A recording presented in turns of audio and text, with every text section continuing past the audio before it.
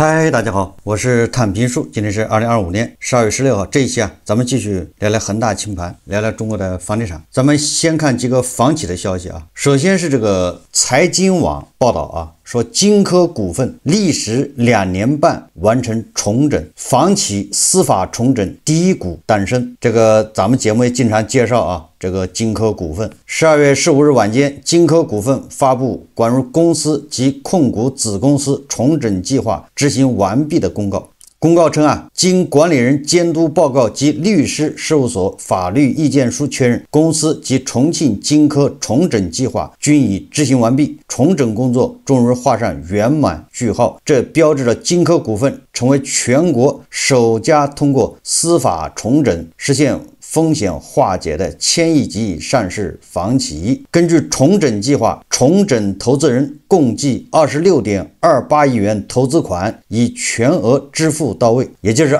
这个新入主的这个投资人拿了26亿的真金白银进来了。破产费用、职工债权及普通债权对应的清偿资金均已支付或完成专项预留。通过资本公积转赠的约53亿股票已转赠并划转至指定账户，破产服务信托合同、资产管理协议已正式签署并生效。后续公司将持续推进偿债资源分配等收尾工作，确保债权人公平受偿。这个金科股份是上市房企，它是房企暴雷以后第一个破产重整成功的。它不是破产清算也不是什么债务重整，直接上来就是破产重整。那么这个金科股份还是金科股份，它活下来了，只是朱颜改就是股东换了，大股东这个重整投资人呢是一个相当于一个联合体上海什么品器管理咨询有限公司，还是北京天骄绿苑房地产开发有限公司，然后还有什么中国长城资产、四川发展证券基金，他们相当于组团的抱团，然后拿了26亿出来，真金白银。这个破产重整是要把债给它破掉，就是他本来负债大概1000多亿吧，涉及债权人8000多人，大大小小的债权人整个的破产财产该多少就给他们付多少，清偿率恐怕就是1%吧，2%。这具体的数字大家可以去看他那个如果感兴趣他那个公告里面都有。大家也知道你光把债破掉，然后这个大股东给他踢出去，就是刚才的资本公积转赠股本转了53亿股，这53亿股就都给了这些新进来的这些拿着钱进来的这些人，他们就成大股东了吗？53亿股然后原来的那些股东呢，那不就稀释掉了吗？对吧？这本来这公司就是100股，现在变成500股了，你原来的股东不就被稀释掉了吗？都变成小股东原来的普通的散户也被稀释一样的但是它上市地位保留了，这不用退市，接着上市。所以说对散户来说呢，并没有鸡飞蛋打，只是有点损失，这个损失不好说。大股东就退出去了，对吧？这个是你搞成这样的，变成小股东了吗？大股东变成小股东，小股东的股份也被压出去了，也被处理掉了为什么要介绍这个金科股份呢？实际上在我看来咱们的暴雷房企最终都要走这一步，破产重整，大股东出局，股份稀释，然后新进来的人带点现金进来。因为那个金科股份就是这样子的，因为它就是缺现金流嘛。这26亿就是人家真金白银拿进来的，就是钱，债没了，拿着这么多钱，对吧？把那些职工债权付一付，把欠的税付一付，人家公司就能正常运转了。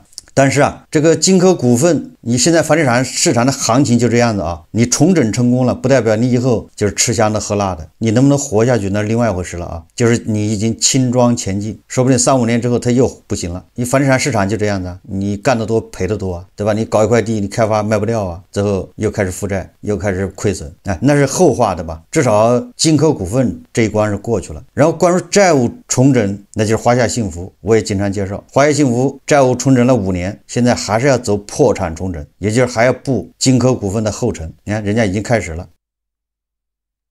所以我说嘛，这些暴雷房企最终都是要走破产重整这个路。我把话放这儿，万科也要走这条路，大家耐心等待。这个对企业来说是好事也就是说，你看金科股份不留下来了吗？它没清算呢，没有注销万科也一样万科到时候也会留下来，也不会注销。那走的是谁呢？走的是大股东，是那投资人，那债权人。你们瞎了眼，瞎投资，你自己认吧，就这个意思对吧？你借个万科的钱，借了10个亿，现在能拿回来5000万，甚至1分钱拿不回来，变成股债转成股了，以后这股价对吧？股票涨多少，你到时候能抛，你看你能回去多少，就这么个事啊。那今天呢，第一财经报道啊，说有超15家房企理财产品发生风险，深圳加快重点房企涉重理财风险出清。第一财经根据公开信息梳理，迄今已有超过15家国内知名品牌房企的理财产品发生风险。2021年9月，中国恒大名下的恒大财富公告停止兑付，随后佳兆业、阳光城、中国奥园等相关理财产品相继逾期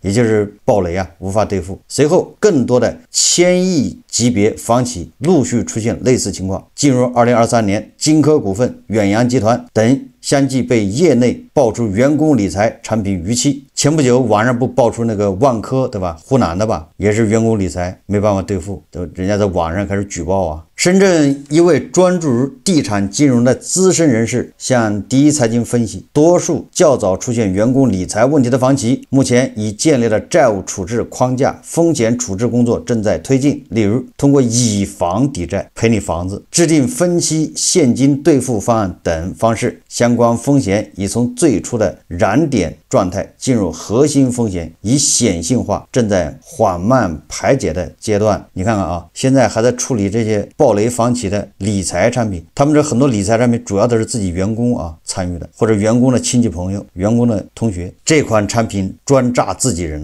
这个第一财经日报报道他说房企手握近万钱闲置土地进退两难，业内呼吁加大闲置土地回收调规力度。2025年是很多暴雷房企甩掉历史包袱的一年，楼盘保交付任务基本完成，债务重组也有了不少进展。这所有的债务重组只是延缓，最终还是要翻脸，然后就是破产重整，弄得不好就是破产清算。刚才金科股份咱也说了你债务重组就是两个民事主体之间互相我欠你1个亿，你能不能3年以后再要，就这么一个协议。我给你再压点什么东西，或者我给你再搞个担保承诺等等对方一看死马当活马医吧，反正你现在没钱，把你搞破产了呢，我更差，那只能给你缓3年。结果缓3年一看还你更烂了对吧？你比以前更差了，你更没钱没机会还，那索性干脆吧，耐心消耗完了，还是对吧？破产吧，能分点是点，都这种心态这个第一财经说但有一个问题对他们来说仍是沉重的包袱，众多暴雷房企手握大量2021年前以高溢价抢下的土地，却因当下开发易亏损，过去的规划不符市场趋势等原因不愿开发。总部位于华东的某暴雷房企，其手中土储未开工面积按当前的开发速度，未来16年都开发不完。另一家规模曾排行业前20的暴雷房企，土储超过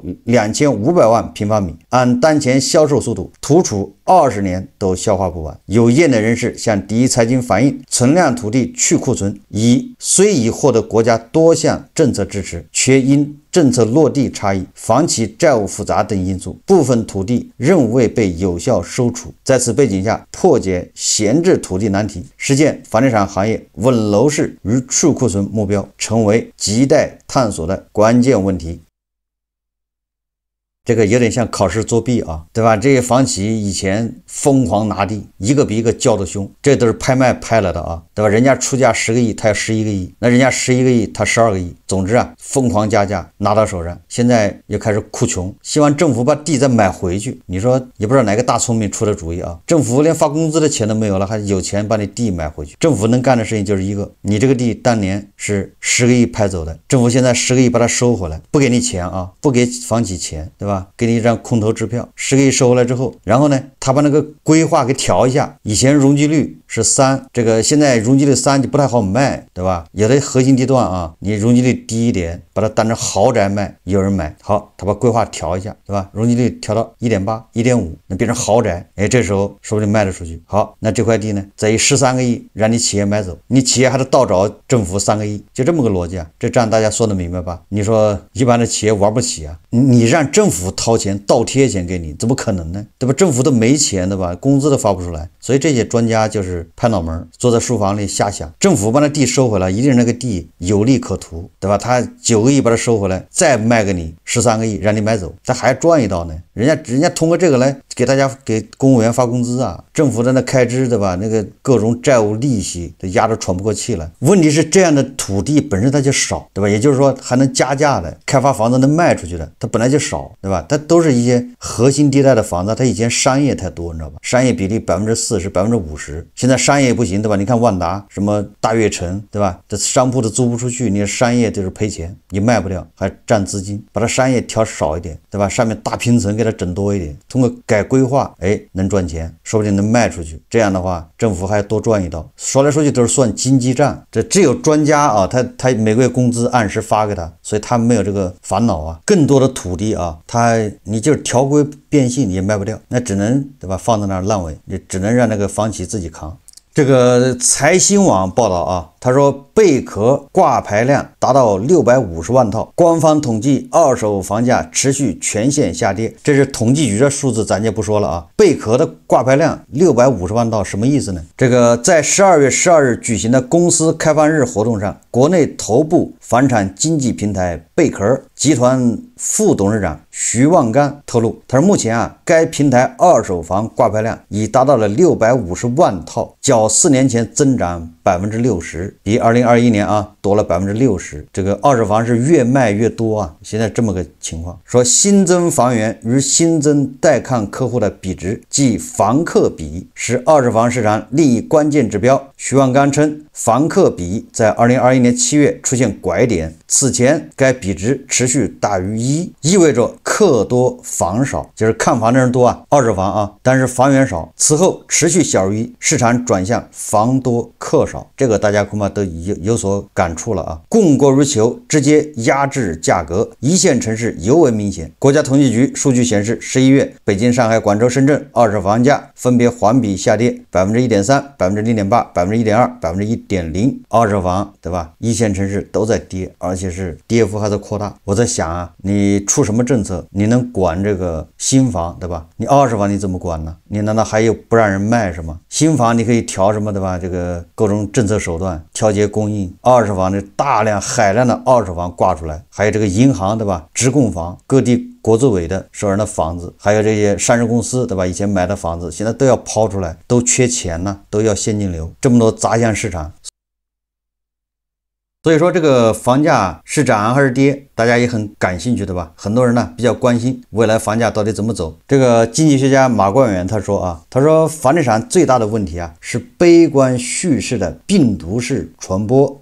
他说啊，房地产市场啊，现在最大的问题不是价格太高，不是没有需求，不是没有想买房子的人，而是一种像病毒一样传播的悲观叙事。他说我们看到，尽管经历了近5年的调整，房地产很多数据已经腰斩，包括一些地方的房价，但是市场目前的反应是说市场上传来的都是价格下滑的消息，而价格下滑的消息不断传播的结果是更加坚定了大家认为未来还要下跌的预期。而这种预期啊传递到市场，市场的数据继续下跌，整个市场都在传播一种非常恐慌和悲观的趋势，房价还要继续跌。大家看视频啊。房地产市场现在来看，现在最大的问题不是没有需求，也不是说价格太高，现在房地产市场整个的数据往下掉，整个市场都在传播着一种非常恐慌的、非常悲观的这种叙事房价还要掉，这个市场不会好起来。这种叙事本身就像病毒一样在传播，从加传播给乙，从乙传播给丙，导致整个市场什么信心越来越走越低。无论是股市还是房地产市场，当这个市场好的时候，大家的叙事都很乐观，导致整个价格会比你想象的要高。但是当整个市场往下走的时候，你会发现整个叙事的这种悲观，最终这个市场的表现也好，价格也好，比你想象的要低。目前整个中国房地产市场就是这样，都是不好的消息。当然对一个市场而言，你要找这个市场起来的理由，你可以找1万个理由，但是你要找让这个市场下去的理由，你可以找10001个理由。比如说我们看11月的数据，房地产几乎所有的指标都在往下掉。比如说房地产开发投资下降，1到11月下降多少？下降了 15.9%。15.9% 事实上是这轮房地产调整以来最低的一个数据，就从2021年中国房地产调整到现在为止最低的一个数据。说明什么？经过5年的调整以后，房地产开发投资下滑反而加速了。还有房地产的新房开工面积超过 20%， 房地产的销售面积下降，从1月到现在为止不断在扩大，房地产的销售额下降幅度又上了2位数。我们再看价格，70个大中城市新房环比上涨的数量，70个里边有8个在上涨，剩下的都在调整。那么二手房无论是同比还是环比都在下跌。经过5年的调整以后，中国房地产的很多数据，我们认为事实上从市场本身而言，从均衡而言，已经早过了那个均衡点。所以我们认为很多指标已经调整过度了。比如说房地产开发投资，这个从最高的量到现在已经腰斩了，50%的没了。房地产的销售50%没了。我们最高点的时候，房地产的销售额、销售面积接近2个18万亿，18亿平。那么去年2024年掉到了9亿多，2个9。那么今年肯定跌破9，今年也就是勉强是2个8，超过50%了。新房开工面积超过80%没了，对吗？我们看房价，很多地方房价一半都没了。也就是说，到了这个程度以后，很多指标跌过头以后，为什么市场还没有止住？市场上传播的这个消息，它是一个恐慌的消息，它是悲观的消息，它出现了什么？出现了我们讲的羊群效应。这群体的这种反应，它是一个恐慌的反应。所以我觉得目前的整个房地产市场，我们去看这个数据的，你不能因为这个数据现在不好看，你就认为这个市场是不是还会怎么样？影响数据的关键是现在整个市场的这种预期，所以我们要改变的是这个预期。现在市场上整个如果说大家传播的消息都是不好的消息，比如说我们如果不能从政策层面去稳住这个市场的预期和信心，这个数据可能还会往下走。所以数据的背后，我们看到的不是真实的需求的下降，需求还有这个需求我们可以去算的，对吗？中国房地产市场的需求，就住宅需求而言，每年至少应该有8亿平的需求，加上商业写字楼，至少应该有10亿平那么如果经济本身有一个比较好的发展，至少应该有12亿平了。现在我们已经跌到8亿平了，这个缺口已经出现了4亿平，你怎么能说没需求？很多地方房价的价格按照正常的大家的支付水平完全可以买得起了，有很多普通人就可以买得起了，对吗？但是为什么这个市场还在往下走？就是这种恐慌的叙事。所以我们说，如果从叙事经济学的角度去讲，这个事本身对于资产价格而言，一定要防止这种恐慌像病毒一样在整个市场传播。能够阻止这种传播的最好办法是什么？就是给市场信心，就是让市场稳下来。所以我们一直讲，中国房地产市场需要一个强有力的政策来稳住，这样的话需求慢慢就会释放，对吗？我们看整个市场的信心就会起来。所以2026年怎么样着力稳定房地产市场的关键在什么地方？就是改变这种悲观的叙事。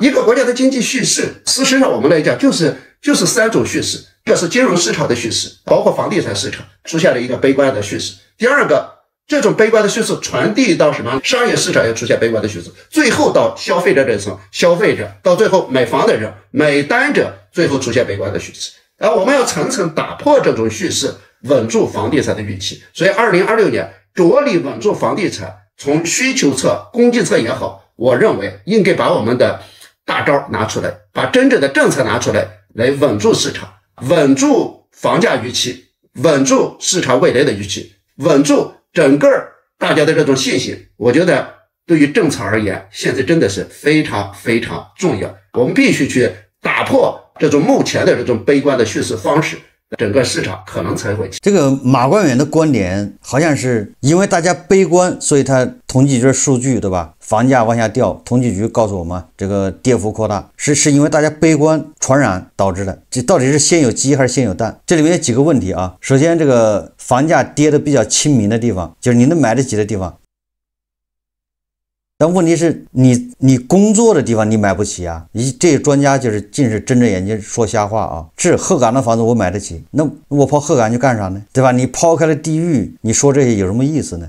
现在啊，比较理想状况就是我上班的地方，就是我在哪个大厂，对吧？我在百度上班，那么百度周边，对吧？通勤1个小时的地方，这个区域内的房价是我考虑的，应该这么理解吧？你跟我扯鹤岗的房子便宜了，你跟我扯什么淮南的房子便宜了，有什么用啊？或者你跟我扯什么房山的，对吧？北京房山的房价便宜1万1平米，那我合着我坐车过去要3小时。你跟我说燕郊的房子便宜，对吧？4000一平米，我进个北京城要花2小时。所以说这专家啊，就是睁着眼说瞎话，对吧？百度周边的房子啊，通勤1小时的，那对在百度上班的这些年轻人来说，也不是件轻松的事啊。即便他现在啊咬咬牙能付得起首付，他还得担心自己会不会失业啊，对吧？你一旦失业，你就找不到百度这样的工作了，你再找个工作，工资就会低，你还养得起房吗？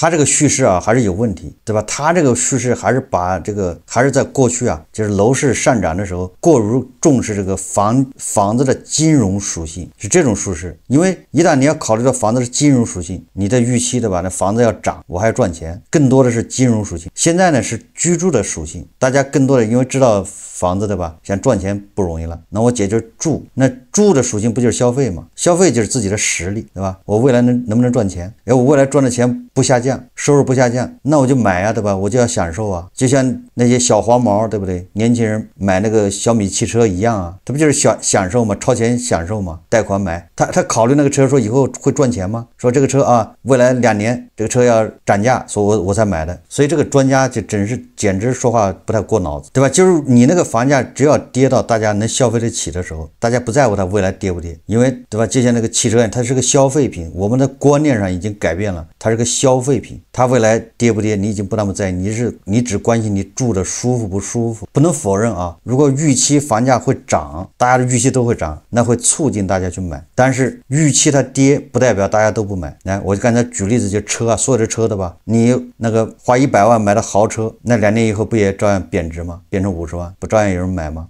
所以它有2个错误啊，一个说明显买得起了，现在实际上是大家还是买不起，对吧？说的买不起指的是你在你工作的地方买房，你不要扯到什么鹤岗，扯到什么双鸭山、阜新，对吧？扯到这个燕郊大厂。专家总希望大家一起上啊买房，那你专家多买几套啊，现在赶紧买啊，你不要忽悠这些年轻人去买房，他们一旦被套住，他们一旦失业，对吧？这几个和忽悠他们去炒股是一个道理，他扛不起这个风险，你忽悠他去买，导致，对吧？人伦悲剧啊，你替他负责吗？不要让那些扛不起风险的，对吧？去加杠杆买房，对吧？要让这个年轻人认识到，这买房是消费，对吧？你消费得起你就买，消费不起就算了。实际上啊，作为我们韭菜啊，我们首先要抛弃一个观念，就是你总想买在最低点，没必要。这第一个啊，就你要放弃这种执念。那你什么时候买房呢？我们作为牛马，不需要去判断，不需要去赌啊，你遵循一个叫右侧交易。右侧交易就是它低点已经出现了，对吧？它跌不动了，然后它也弹起来了，哎，这回是真的差不多不会再跌了。好，你这个时候买，虽然你没有买在最低点，但是你要相信啊，没有什么人能买在最低点，对吧？这样你少犯错误，少走弯路，你就遵循右侧交易，你不要去判断，提前预判说，哎，明年房价到了底部，后年，对吧？到了最低。等等，没必要，所以你踏踏实实等着就完了。调整心态，把它当做一个消费，你不用担心说房价见底之后马上就飙升，对吧？你追都追不上，这种可能性没有了。我们经常说的上海的豪宅，对吧？割有钱人的韭菜。今天啊，每日人物他刊登一篇报道，他这个报道的标题叫“房地产商卷豪宅，有钱人不够用了”。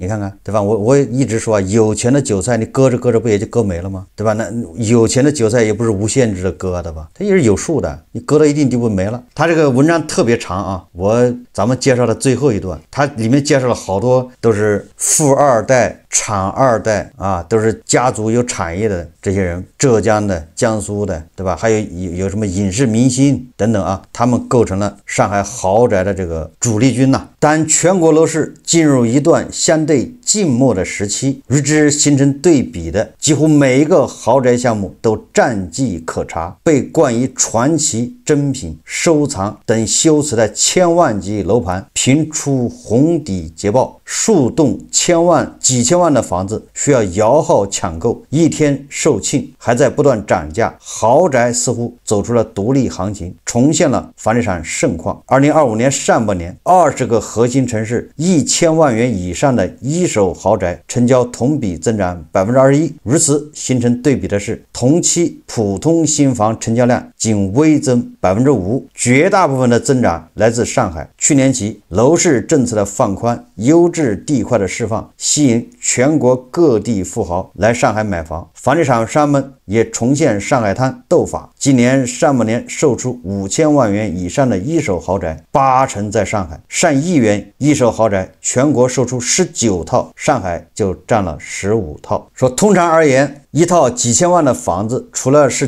住所，也承载着富豪们资产配置的需求。但房地产调整期里，豪宅市场也在变，但金钱回报不再确定，有人已经把豪宅当作消费品，回归居住属性，积累了财富的中产也在朝核心板块置换，却发现豪宅未必抗跌，还有些人宁愿租大平层，持币观望，化身等等党。总之，随着地产商集体卷豪宅，有钱人也不够用了。他这文章最后说啊，就是他介绍了好多那些跑到上海买豪宅的这些年轻人呢，他们的选择。文章最后部分说啊，最破防的是豪宅也开始跌了。利兹豪宅交易平台上，滨江凯旋门有一套17楼二手房在售，235平方米，挂牌4150万元，单价17.5万元左右。这是一套高区江景房，能看到外滩。交房后，业主按照1万元每平米的单价进行了软装修。去年他参与打新的滨江凯旋门新房，均价17.28万元每平米，能看江景的房型单价超过了17.5万元。也就是说，你看啊，这个二手房比这新房价格还要便宜了。这意味着二手豪宅的交易价格低于一手豪宅，这在豪宅市场是一个转折点，二手豪宅跌到有性价比了。要知道，在过去很多年，由于新房限价、限量供应，占据核心地段、流动性更强的二手豪宅长期溢价，导致上海豪宅市场一二手市场长期倒挂，就是二手房比一手房价格高。实际上这种现象极不正常，对吧？很快就会得到扭转，这是人为炒作的。2025年，随着土拍取消限价后，新房价格市场化，豪宅放量，上海豪宅一二手市场倒挂现象已基本消失，二手豪宅需通过降价加速流动性，倒挂红利不在。实际上